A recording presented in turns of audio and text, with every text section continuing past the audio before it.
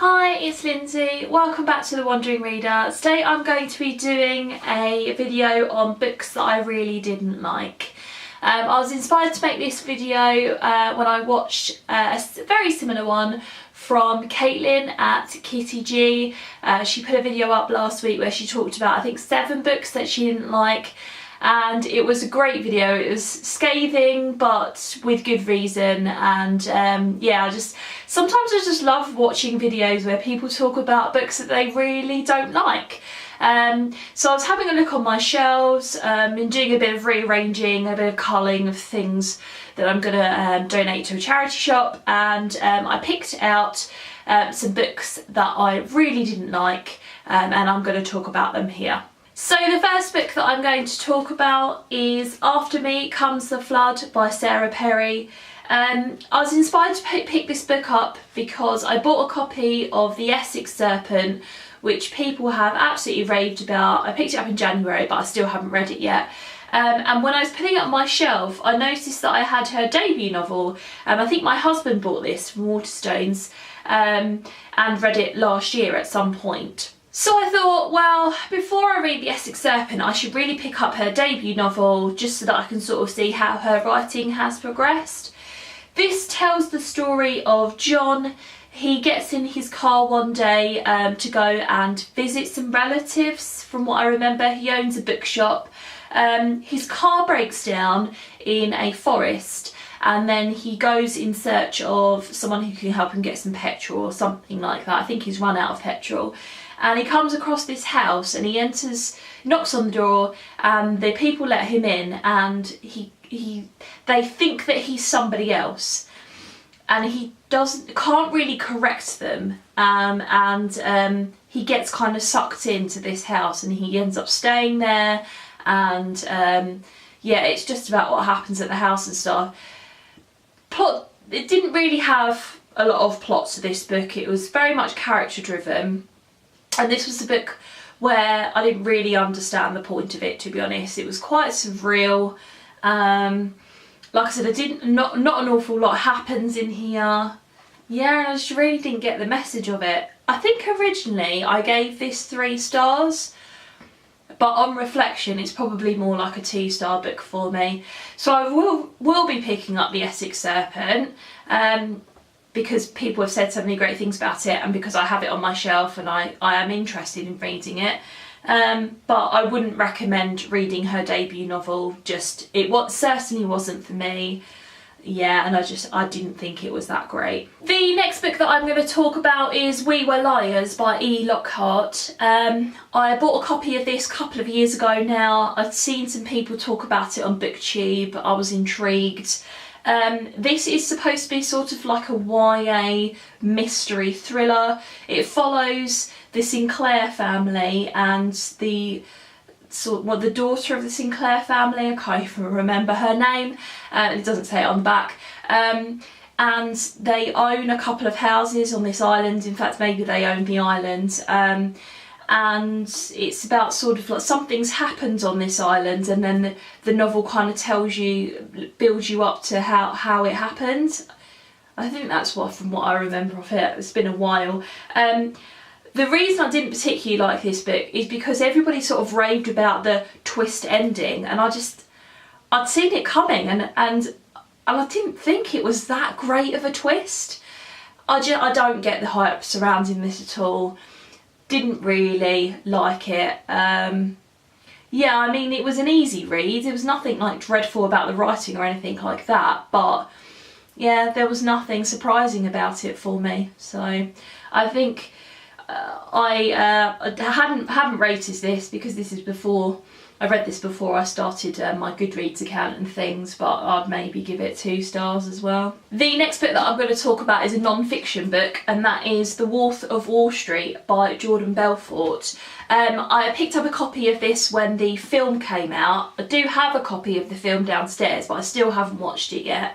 The film looked incredible, and I saw a copy of this in a bookshop, and I thought, oh well, I'll read it. I don't know whether I realised it was non-fiction when I picked it up. I can't really remember, to be honest.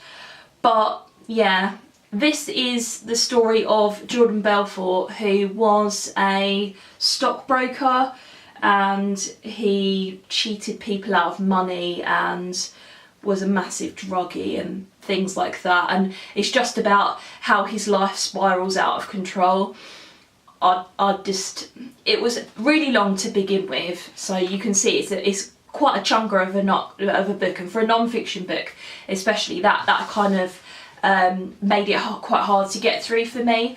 It is quite narrative based in the fact that he's telling you the story of his life, but his lifestyle, the decisions that he made, how he treated people in his family, how his wife treated him, I just didn't like the story, and I don't know whether I'll like the film. Perhaps I will, because it's like been dramatised and it's more sort of Hollywood, and you know, Leonardo DiCaprio I think is going to be brilliant as Jordan Belfort, but yeah, wasn't really for me in the end. Next up I've got Capricornia, and this is by Xavier Herbert. Is that how you say that first name? Not sure. Anyway, this had been on my shelf for years. And last summer I was picking out what I wanted to read when I went off on holiday, and I decided to take this with me. It's quite a long book. I think it's something like 700 pages. Oh no, it's not 550 pages, but it's still quite a long book. I remember originally buying this because on the front it says about the film Australia, and that's got Nicole Kidman in it, and I think I saw the name of the film and thought that it was the book that the film was based from, but I was wrong. The sticker actually says new edition inspired by Australia, the major new film. What this is a historical fiction book that documents the sort of early rise of colonialism in Australia, so sort of how the Western world moved in and took over Australia. And while it was interesting at times, I think because I was expecting it to be, you know, the film, and I loved the film Australia, it just didn't really grip me. It wasn't what I expected it to be. Like I said, this is supposed to be an Australian classic, so I'm glad I read it in a way, and it did give me lots more information about how Australia was colonised, and you know, how like different areas came to be, and it talked a lot about the Northern Territories, which I've been to Australia a couple of times and I never visited the Northern Territory, so it was kind of nice to see it from that point of view, but I didn't really enjoy it that much. It took me quite a while to get through. I think this was the last book that I picked up on holiday, and I was still reading it sort of like 3 weeks later when I was home, so yeah, not really one for me. Next up, I have a copy of First Love by Gwendolyn Riley. I've talked about this on my channel quite a bit. I've done a full review of this. This is the first book that I read from the Bailey's Prize shortlist for 2017, and I didn't like it at all. So I'm not going to talk too much about it here because, like I said, I've done a review of it and you can check that out if you want to hear more of my thoughts. This is very much a character-driven book, very much in a style that I just didn't get on with at all, and I don't think I'll be picking up anything by Gwendolyn Riley in the future. Next up is one that maybe a few people on BookTube will find a bit controversial, and that is a copy of Life After Life by Kate Atkinson. Again, a few years ago now, I was on holiday and I ran out of books to read, and I hadn't taken my Kindle with me, so I literally had nothing. So I went to a shop that sold a few books and sort of was browsing, and then this was the one that I ended up picking up. I've never read anything by Kate Atkinson before, so I didn't really have any conceptions of what kind of writer she was. I don't think I was watching BookTube at the time, so hadn't heard anybody talk about her. But this also says at the top that it won the Costa Novel Award in 2013. So this basically tells the story of I can't remember what her name is, a girl, we'll go with that, a girl who's born just before the outbreak of the First World War, and then it tells the story of how she dies and then time rewinds and then she's born again, and then she lives her life a little bit differently, and then she dies again, and then she's born again. It's kind of that sort of structure, how things are, you can change fate or whatever. I didn't like it. Again, like I said, I picked this up at the end of the holiday that I was on, and I think I was reading it about 4 or 5 weeks later, and it put me into a proper book slump. I understood the whole concept of it and everything, but I just didn't think it was that brilliant. Yeah, so sorry if you like Kate Atkinson. If you think that there's another one of her novels that I might enjoy more, then please leave me a comment down below, but I just didn't get on with this at all. And the last book that I've got to share with you is another maybe controversial one, because people love this author on BookTube, and that is Cloud Atlas by David Mitchell. I hated this book. Hated it so much that I don't think I'll ever pick up a David Mitchell book again. I have a copy of The Bone Clocks on my shelf, which my husband bought and read, and he quite liked. But this put me off David Mitchell so much that like I said, I don't think I'll ever go and read another one of his books. I was inspired to pick this up because the film was coming out.